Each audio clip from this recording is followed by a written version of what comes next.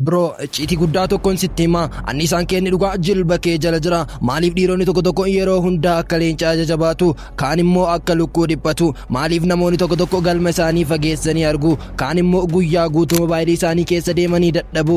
Kun hundi walitti dhufeenya testosteroonii fi akkaataa wal quunnamtii saalaatti fayyadamtuun wal qabata. Namoonni baay'een jiimii deemanii ispoortii ni hojjetu, ulfaatina ni kaasu. Haala kanaan ji'a tokkoof, ji'a lamaaf, ji'a sadiif itti fufu garuu jijjiiramni hin jiru. Sababni isaa testosteroonii yoo ta'e yoo hormoonii kana sirnaan hin to'anne ati bishaan madda hin qabnedha. Viidiyoo kana keessatti saayinsii testosterooniin dandeettii saalaa kee qofa osoo hin taane akkamitti sammuu kee akka jijjiiru gadi fageenyaan qorraa hubadhu.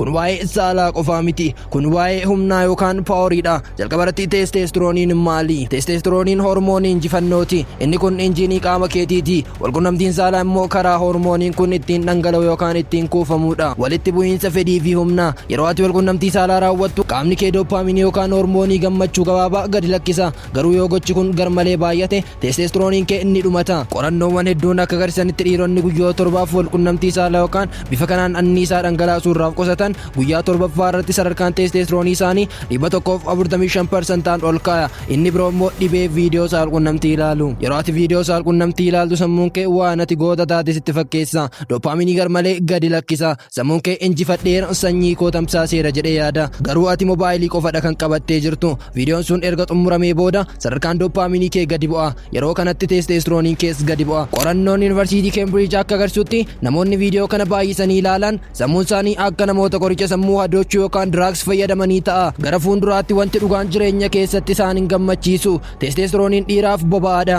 Viidiyoon saalqunnamtii immoo boba'aa kana akka yaasu taasisa. Viidiyoo baay'ee ilaaluun dandeettii qaamni kee testosteroonii itti fayyadamu gadi buusa. Testosteroonii qabaachuu dandeessa, garuu qaamni kee itti fayyadamuu hin danda'u. Inni biroo immoo sodaa dubartoota. Namni viidiyoo kana ilaalu dubartii dhugaa ija keessa ilaaluu sodaata. Sababni isaa sammuun isaa dubartii akka meeshaatti qofa ilaala. Kun immoo kabaja ofiif qabdu self esteemii gadi buusa. Kan biraa miidhaa viidiyoo saalqunnamtii ilaaluu keessa brain fog yookaan sammuu hadoodha. Testosteroonii fi xiyyeeffannoo yookaan fokus wal qabatu. Viidiyoon sun sammuu kee waan laaffisuuf hojii biizinasii yookaan barumsa irratti fokus gochuu dadhabda. Biroo koo ati sanyii gootaati. Maaliif kiyyoofte? Amma ka'uu keeti. Addunyaan tun akka ati laafaa taatu barbaaddi. Akka ati guyyaa guutuu mobaayilii ilaaltu, akka ati fedhii saalaa keetiin booji'amtu barbaaddi. Maaliifi? Sababni isaas namni of hin to'anne bituuf salphaadha. Maal gochuu qabda? The 90 Day Reboot. Guyyoota 90 viidiyoo akkasii irraa fagaachuun sammuu kee reset godhi. Testosterooniin kee bifa uumamaatiin ol ka'uu jalqaba. Anniisaa kee jijjiiru yookaan transmutation. Yeroo fedhiin sitti dhufu the 5 second rule fayyadami. Akkuma fedhiin kun sitti dhufeen sekondii jalqabaa 5 itti fayyadami. Mobaayilii kee gadi dhiisi.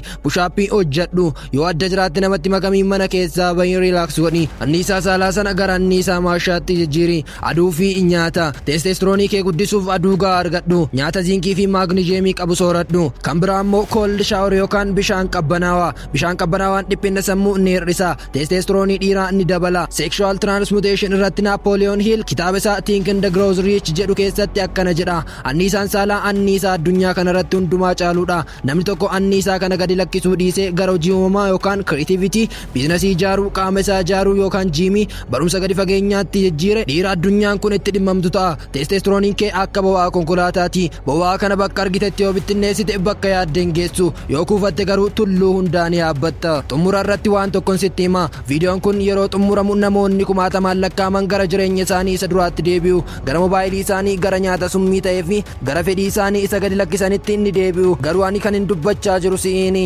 Ati hanga xumuraatti waan dhaggeeffatteef mallattoo dhaloota haaraa dhalachaa jiruuti. Dhaloota mo'ame osoo hin taane dhaloota mo'uuf qophaa'e. Dhiirummaan meeshaa dhalootaan siif kenname qofaa miti. Dhiirummaan gocha guyyaa guyyaati. Testosterooniin kee summiidha. Yoo ati itti hin fayyadamne, yoo itti fayyadamte immoo humna uumamaati. Viidiyoon saalqunnamtii abjuu kees jalaa hatuuf dhufe. Ati garuu abjuu kee dhalchuu qabda. Addunyaan tun laafuu kee ni jaallatti. Sababni isaa namni laafaan hin mormu, hin qabsaa'u, hin gaafatu. Ati garuu dammaqi. Testosterooniin kee madda ija jabummaa keetiiti. Inni ija kee keessa jiru sun ibidda milkaa'inaati. Abidda sana bishaaniin yookaan feek pileejariidhaan hin ajjeesin. Disiipiliinii itti dabali malee. Har'a erga viidiyoo kana xumurtee booda addunyaa dhugaa keessatti nama haaraa ta'ee mul'adhu. Dhaabbannaa kee sirreessi. Harka kee hojittiidhi. Humni kee hojii kee keessatti haa mul'atu. Qulqulluu ta'i. Sammuu kee summii irraa, qaama kee gadi lakkisiisaa irraa qulqulleessi. Ati dhaloota seenaa jijjiiru, dhaloota maatii ijaaruu fi dhaloota gootummaan keessaa burquudha. Deemii injifadhu. Deemi jireenya kee isa dhugaa fudhadhu. Viidiyoon keenya har'aaf qabnu kana fakkaata. Biroo koo akka viidiyoon kun si gargaare abdiin qaba. Viidiyoo kana keessa keessaa waan guddaa akka hubatte waan guddaa akka baratte abdiin qaba. Kanaafuu waan murteessitu situ beeka. Ani dhugaa jiru sitti himee jira. Chaanal kanaan gammaatti subscribe yoon goone subscribe godhi. Viidiyoo kanallee like share gochaa hiriyoota kee biraan gahi. Yaada yoo qabaatte koomentii keessatti barreessi. Hanga viidiyoo birootiin walitti deebinutti nagaan nuuf turi.